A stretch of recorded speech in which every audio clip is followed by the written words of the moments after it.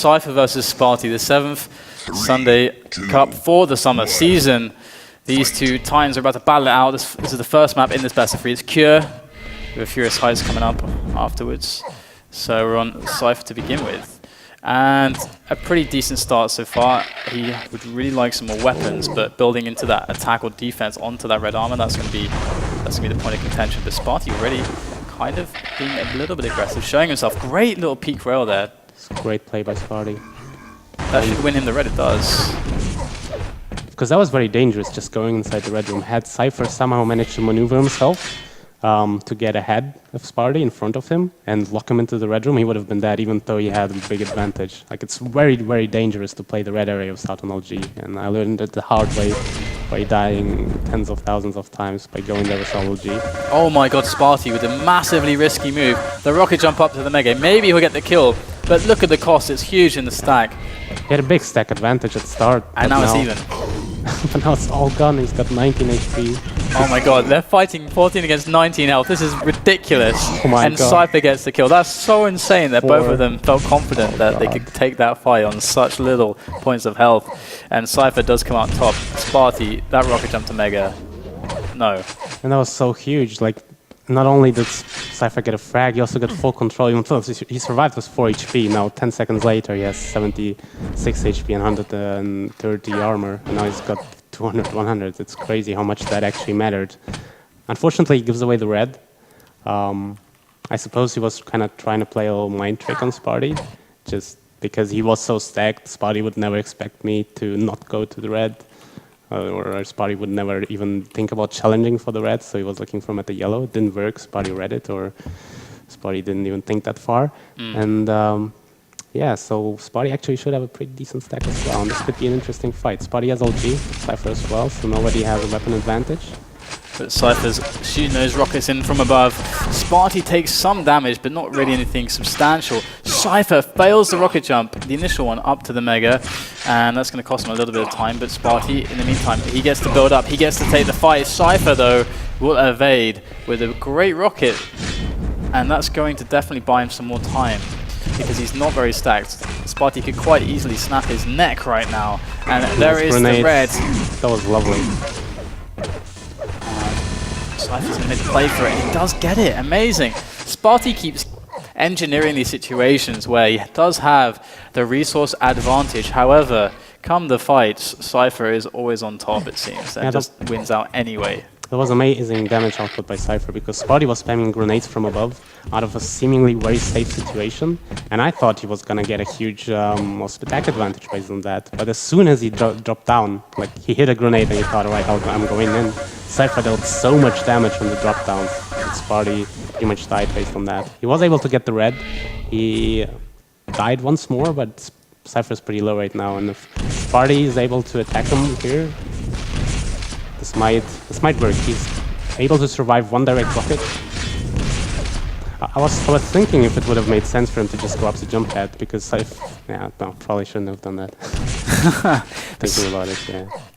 But Spart1e really needs to start changing the way because he's just losing on the fight, so he's not picking situations where he's got decent position and he's giving away too much in that sense. So he's just got to watch for that, and he's still got time to get back in the game. A Cypher, brilliant catch there onto Spart1e. Even trading evenly there really pays massively to the favor of Cypher. So Cypher's still pushing his lead forwards and forwards. A few rockets will be slightly annoying, but Cypher's just counting the seconds until he just gets the next frag, because right now there's no question that Spart1e is going to die, and there it is. He does go down, and Cypher extends his lead one more.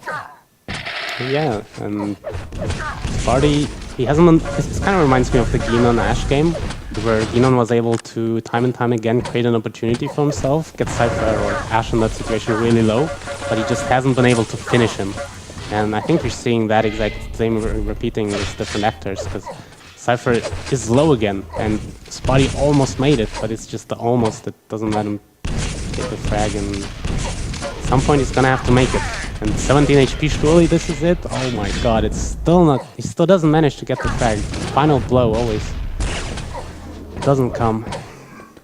And this is not looking like the slightest bit of trouble for Cypher so far. Spart1e will evade those 2 rail shots though, but Cypher's going to stack himself up on some yellow. But everything, as well, all the big items are kind of far away at the moment. So Cypher's got to play a little bit more cautiously now, probably not looking for a huge commitment. But you never know with the crazy Belarusian that is Cypher. Sometimes he just goes mental. He doesn't want to take that fight, gives that red away to Spart1e. Knows Mega's coming up soon. Spart1e's there to make the challenge. But does Spart1e know when it is? And will Cypher go for it directly? We've seen it now. Quite ballsy from Spart1e to just go for it, but Cypher surprisingly didn't punish him very much. This was a situation where you'd kind of expect, alright, you're basically dead. You just jump to the Mega against Cypher in a good position to deal damage on it. But Cypher, the second time in a row, kind of choosing to not really try to deal damage. Before Spart1e was taking the red, Cypher did kind of the same thing, just slammed the rocket and backed away. Perhaps he's already in plus back mode. He's already feeling like this is enough. Amazing rockets. And you know, I really like that Cypher, he was dealing a bit of damage here and there, but he wasn't committing in marginal situations. But instead he used situations where he played kind of opportunity based, where he gets a rail here, gets a rail there, used it to buy him time to get stack, and then instead of taking a marginal situation, he gets the sure thing. Yeah. And it was even the cherry on the top when he just hit that first perfect rocket onto Spart1e. We can see him going down off the spawn. So Spart1e is 8 frags behind. Another engagement there. Another series of fantastic rockets. Cypher, his name is almost synonymous with amazing rockets. It's like one and the same. You know, in fact, people used to say Cypher rockets because that was what from Belarus. It's like the peak of rocket aim is Cypher rockets. Yeah, it's quite impressive. And yeah, this game is over. What's the next map? I think it's T7. Good map for Spart1e, I would say. I actually thought it was his favorite, like for a long time. Perhaps it's it is his map pick as well. I don't know. Yeah. But definitely a map where Spart1e is very capable. Most looks like double played out. At least he has a lot more experience there than he does on this map, and definitely you can see perhaps some lack of experience from the fact that he was so readily going to go for the Mega in these situations where it can be more important to survive. I'm not sure if it's a lack of experience or it's just Spart1e being Spart1e, because it is something he would do, I guess. Like do these ballsy rocket jumps and attacks. Perhaps it's just that Cypher just played better on this map. Yeah, Cypher definitely played really well. Again, it just seems like Spart1e was coming at him from bad positioning when he had more stack, and that was enough to even the situation up for Cypher. It seemed like Cypher was always able to just be one step ahead of Spart1e when Spart1e was in a position to get a kill. So Cypher was able to just kind of dodge, do a little bit of damage, and then get a stack ready for a big commitment. And then every single time he was winning those big commitments with better rockets, and that was, to me, just how the story played out. Spart1e does finally get a frag though with the rail. But what can he do from this? He's got 8 frags to get in less than 2 minutes. It's not looking very strong for him, but there is another frag. Relatively clean. I mean, he's going to get this Mega. There it is. So relatively clean. But what is going to happen at red? That's going to be pretty much everything for Spart1e. Yeah, I mean, it's not possible. Game is over. But of course, it's always nice to my have some God, control in the end. See those rockets from the Cypher, seriously. Yeah, Cypher is really much better than Spart1e in that position where you spam down rockets from above. I still remember one situation from the game where Spart1e was above and Cypher was in the red room, and Spart1e does like 20 damage with his rockets. And every time Cypher was in the same when the positions were reversed, when Cypher was raining down rockets, it was really devastating for Spart1e. Actually, what really decided the game, or what I would have liked to see go differently, is the very first frag where Cypher won with 4 HP, and then off that got the red and got health and got good control. You know, I would have just been very curious what would have happened if Spart1e was the one who got the frag and Spart1e was the one who got like the first control. Because you never know, maybe the game would have gone completely different. I mean, we'll see the same score in Spart1e's favor. It's always very hard to predict what would have happened. Yeah. Just something so marginal and small, such as I don't like calling it luck, but just unfortunate. And you know, in another game, it might have just happened differently. Yeah, and so that's going to be Cure then. which does go to Cypher, and Spart1e not off to a good start in this series. As you say, you know, T7, Furious Heights, a much better map for him, and Spart1e says, "God damn, he's not pleased." He's actually talking about getting out-aimed on the lightning gun here as well. So there you go, Cypher with the one map advantage in this quarterfinal against his Swedish counterpart, Spart1e, who should hopefully be playing not only at DreamHack, and hopefully be much more practice for DreamHack, because it seems like he's got some motivation going. We'll have to talk to him at some point. But also the Swedish, I can word good, the Swedish Quake Live Championship, which takes place in late January 2014. So lots of stuff coming up, and we've got Furious Heights all ready for us now. Yeah, and looks like they're going right into it. Spart1e's ready. Cypher's ready, sure. Spart1e's still talking about some shaft fight that happened. I wonder if he means the same one I meant, where he lost with to Cypher at 4 HP in the end, because that was actually a shaft fight where he got destroyed pretty badly. So maybe he's still thinking about that when he stops that. Focus on the new game. Cypher gets a weird spawn. He heard the shards, waited wisely, and then went. Actually, Cypher had the exact same spawn against Evil last week. It was a few days ago in 125 FPS grand final against Evil. And what Cypher did then is he just grabbed the grenade launcher, dropped down towards the red, and Evil spawned at the red and got the red and the mega and the yellow. And Cypher was really annoyed and he said, "What a spawn!" But it really isn't such a bad spawn, because Cypher just played it wrong. This time he played it right. This time he waited, heard where Spart1e was, and then decided to move. And that's pretty much the way you should be playing this, and you just did it wrong last time. And this time he did get kind of caught off by Spart1e's fighting, his positioning, definitely playing to his advantage in that situation. But Cypher's okay. You know, you talked about how his defensive prowess often comes into play, and often he has this reputation of, oh my goodness, amazing. He catches Spart1e completely off guard as Spart1e was dropping, and off the spawn, that is crazy. the rocket rail combo. What just happened? That was unbelievable. That is just such a Cypher moment. That was a Cypher moment. That was beautiful, though. It's like kind of what I was talking about and happening at the same time. It's like, well, this is what people say about Cypher. It's like you put him in the down position, and he's the most scary player to play against, because he kind of it's almost like he wants that position so he can perform his best, because it's almost like his opponents really have no idea. And another fantastic long-range rail from Cypher. Spart1e, coming off of the last map, he was already frustrated. He was voicing those frustrations. Is this going to be piling on top of that, or was Spart1e able to reset himself, I wonder? I don't think he was actually frustrated. He wasn't raging or anything. I don't think he just realized he got outshafted. I wouldn't, that's the thing you would rage the least about, I think, when you're playing a game, because usually I rage when I lose because of some stupid stuff happening or something, but when I can just blame my aim or something, I actually feel quite happy. Like, I lost because I got out-aimed, that's kind of okay. I wouldn't rage based on that. I would always take the same decision. This guy he's just amazing, sort of thing. Yeah, that's definitely a good way to do it. And here we have another fight near the Mega.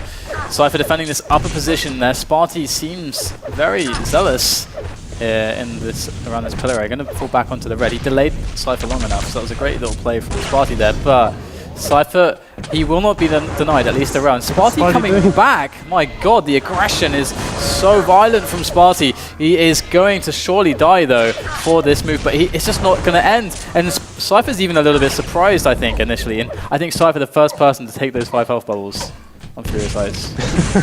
Yeah, but finally getting the frag. I guess Spart1e wasn't as low as he thought he was, so maybe that was actually not that bad. He liked the weapon in the end, I guess. Or it's hard to say. Like whenever you're this aggressive and you're able to lower the stack of your opponent, it kind of depends on luck. Like you might die. You might have died in that situation and spawned at the red, and it would have been very good. You would have gotten control back. But you might die and you might not spawn at the red, and you might spawn somewhere with a grenade launcher and be completely out of the game. It's always very risky to do something like that. And when you know you will probably die, but still aggress very hard, you're kind of putting your own fate into luck's hands. Wow. Painful. Nice. The damage output from Cypher, and he's getting really comfortable. His form today is looking really good. What do you think of Cypher's form today? It's hard to say because, again, I'm very curious what would have happened if the first frag didn't go the way it went. Because, like the exact same frag happened when I played Cypher. The last FACEIT Cup. He also caught me dropping down from the upper area to the red with LG and just destroyed me, got the first frag and was looking really good. Because he's very good when he's got a lead. But it might just go differently if he doesn't manage to catch his opponent first. If he goes down one frag, it might be very different. He might lose the game. You never know.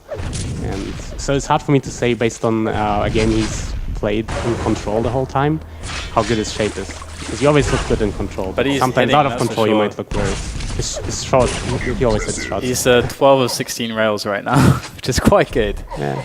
12 of 16 rails, that is pretty damn nice. Yeah, but Cypher's always hitting good shots. 75%. Yeah, he's definitely connecting. And his rockets as well, you can see he's got the patience to line them up, make sure that... I mean, it's the classic thing when you're shooting rockets. Your opponent sees you've got a rocket launcher out, he knows when it reloads to shoot. So he's going to try to do the micro dodge to kind of like mislead your prediction at the right spot. And Cypher's waiting for that micro dodge to happen. So then as soon as there is a committance to one direction, Cypher then plants the rocket, and so they're always perfect. And it's been working out very well against Spart1e so far. Not to mention his railings on form, his lightning gun is looking really good. And if he can be comfortable with his aim, then that's really a huge part of his game, because as we pointed out, he relies on these ambushes, he relies on being behind on stack, but being ahead on position and the element of surprise.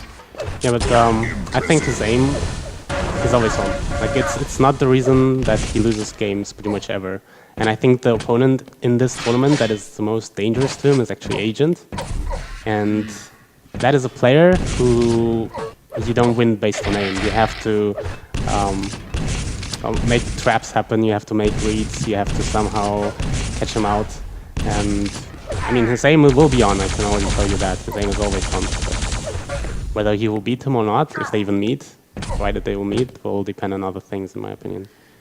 And Agent also is someone who's his control his item control is quite phenomenal. He's always more stacked than you probably. But great rockets again. Unbelievable. Seriously. That was crazy. Seriously, just perfect. Perfect. Yeah. I mean, what can you do against that? He was gonna die. Probably anyone else dies right there, except maybe Evil. Well, no, Evil would die and then just kill you off the spawn. Like, just would rush you down, and then you would die. But still, 12 to -1. It's hard to commentate such a blowout. You know, when Cypher's performing so well. I mean, there's no way Spart1e comes back from this. You just have to watch and enjoy. It's quite aesthetic as well, like seeing somebody play this well and move this precisely and hit every rocket perfectly. It's really beautiful to watch. Turning around just at the right moment to deal with the imminent threat that is the Swede and dispatching him quite easily. Spart1e is not going to go through. He's going to be taken down 2-0 by a Cypher that looks quite scary. And Cypher should be, I believe he is on Demon's side of the bracket. Let me just double check that so I can load that up and see. Yeah, exactly. Demon and Pony are going to be in another quarterfinal battling it out. And the winner of Demon Pony is going to play against Cypher. So would you prefer Cypher Demon or Cypher Pony? I guess like in terms of who I think has a better chance of beating Cypher, I would say Pony. He's done it in the past. I'm not sure if Demon ever beat Cypher, but Pony... Okay, I got confused. Hold on. I'm not sure if Demon ever beat Cypher, but I'm pretty sure Pony beat Cypher before, and he's also a great aimer. He can really punish Cypher for every small mistake Cypher makes. You know, one comparison I really liked on the Israelity somebody posted is that Cypher in a lot of ways is like Ronaldinho, which I definitely agree. Like, he might not be the best player. Like, some might argue that Rafa is the best player in the world, or Cooler is the best player in the world. I don't know. Like, there isn't a unanimous decision on this. But like, from the technical side of things, just perfect movement, so flawless, and at the same time very relaxed, and seemingly like it's like in his nature. It looks like he has no effort at all. It's effortless when he plays. Reminds me a lot of ways of Ronaldinho.